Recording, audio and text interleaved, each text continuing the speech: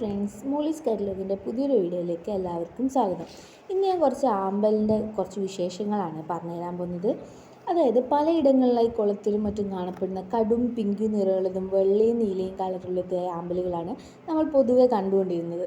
നിങ്ങളെല്ലാം കണ്ടിട്ടുണ്ടാകും, പലയിടങ്ങളിൽ കുളങ്ങളിലൊക്കെ സാധാരണയായി കണ്ടുകൊണ്ടിരുന്നത് ഈ രണ്ട് ആമ്പലുകളായിരുന്നു. എന്നാൽ ഇന്നുണ്ടല്ലോ പല ഹൈബ്രിഡ് ആമ്പലുകളും നമ്മുടെ നാട്ടിലെത്തുകയും പല പല വീടുകളിലും അലങ്കാര ചെടിയായി മാറി കഴിഞ്ഞിട്ടുണ്ട്. ആമ്പലിൽ ട്രോപ്പിക്കലും ഹാർഡിയും ഇനങ്ങളാണുള്ളത്. ഹാർഡി എന്ന് പറയുന്നത് നമ്മളെ കാലാവസ്ഥയിൽ അനുയോജ്യമല്ല കേട്ടോ. ഇതിൽ പൂക്കളുടെ എണ്ണം കുറവാണെങ്കിലും ആകർഷകമായ പൂക്കളായിരിക്കും ഉണ്ടാകുക. ട്രോപ്പിക്കൽ ഇനങ്ങളിൽ കൂടുതൽ പൂക്കൾ ഉണ്ടാവും. കേരളത്തിൽ കാലാവസ്ഥയിൽ അനുയോജ്യവുമാണ്.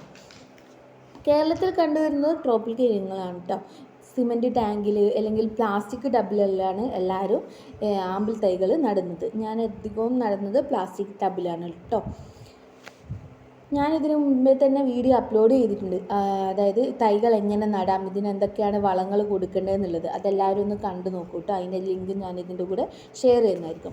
അതായത് നമ്മളൊരു ആമ്പൽ തൈ നട്ട് കഴിഞ്ഞാൽ ഒരു മാക്സിമം 1.5 മാസം അതുകൊണ്ട് എല്ലാ പൂക്കളും വിരിയും. എല്ലാ ആമ്പലുകളും 1.5 മാസം, അത്രയും ടൈം വേണ്ട ചില ആമ്പലുകൾക്ക്. പക്ഷേ മാക്സിമം 1.5 മാസം കൊണ്ട് ഏത് ആമ്പലായാലും വിരിഞ്ഞിരിക്കും കേട്ടോ.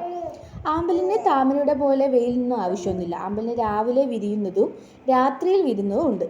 അതായത് രാവിലെ വിരിയുന്നതാണെങ്കിൽ വൈകുന്നേരത്തോടു കൂടി തന്നെ അടഞ്ഞു പോകും. അത് പക്ഷേ തുടർച്ചയായി 3-4 ദിവസം ഇതേ റിപ്പീറ്റ് ആയിരിക്കും, ആവർത്തിച്ചുകൊണ്ടേയിരിക്കും.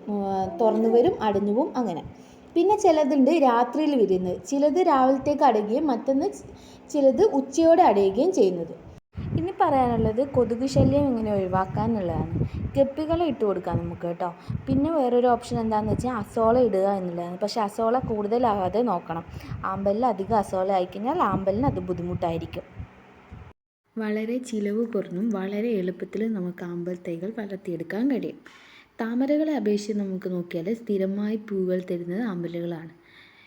പിന്നെയുള്ളത് ചെറിയ പാത്രങ്ങളിൽ പോലും നമുക്ക് ആമ്പൽ നട്ടെടുക്കാം. അതായത് ഞാനിവിടെ ഒരു ഐസ്ക്രീം പാത്രത്തിൽ പോലും താമരകൾ നട്ടെടുക്കാറുണ്ട്. അതിൻ്റെ വീഡിയോ ഞാൻ ഓൾറെഡി അപ്ലോഡ് ചെയ്തിട്ടുണ്ട്. ചിരട്ടയിലൊക്കെ ഞാൻ നട്ടെടുത്തത്, അത് നിങ്ങൾക്ക് കണ്ടു നോക്കാം. പിന്നെയുള്ളത് ചില ആമ്പലുകൾ നമുക്ക് അതിൻ്റെ ഇലകൾ ഉപയോഗിച്ച് പുതിയൊരു തൈകൾ ഉൽപ്പാദിപ്പിക്കാൻ സാധിക്കും. അതിൻ്റെ വീഡിയോയും ഞാൻ ഇതിനു മുന്നേ അപ്ലോഡ് ചെയ്തിട്ടുണ്ട്. നിങ്ങളതൊന്ന് കണ്ടു നോക്കൂ കേട്ടോ. ആമ്പൽ വളർത്തൽ ഒരു നല്ല വരുമാന മാർഗമായിട്ട് നമുക്ക് മാറ്റിയെടുക്കാൻ സാധിക്കും. വിവിധ ഇനം ആമ്പലിൻ്റെ തൈകൾ എൻ്റെ കയ്യിൽ അവൈലബിൾ ആണ്. വേണ്ടവർ വാട്സപ്പ് നമ്പറിലേക്ക് കോൺടാക്റ്റ് ചെയ്യുക. ഞാൻ ഇതിൻ്റെ കൂടെ എൻ്റെ വാട്സപ്പ് നമ്പർ ഒരുമിച്ച് ചേർത്തിട്ടുണ്ട്. വാട്സപ്പിലേക്ക് മെസ്സേജ് ചെയ്യുക. ദയവേത് നിങ്ങൾ വാട്സപ്പിൽ കോൾ ചെയ്യാനോ അല്ലെങ്കിൽ നോർമൽ കോൾ ചെയ്യാനോ നിൽക്കരുത്. വാട്സപ്പിൽ മെസ്സേജ് ചെയ്ത് കഴിഞ്ഞാൽ ഏത് ടൈമിലായാലും ഞാൻ നിങ്ങൾക്ക് റിപ്ലൈ തരുന്നതായിരിക്കും. അപ്പോൾ എല്ലാവരും വീഡിയോ കണ്ട് സപ്പോർട്ട് ചെയ്യുക, ലൈക്ക് ചെയ്യുക, ഷെയർ ചെയ്യുക, കമൻറ്റ് ചെയ്യുക. താങ്ക്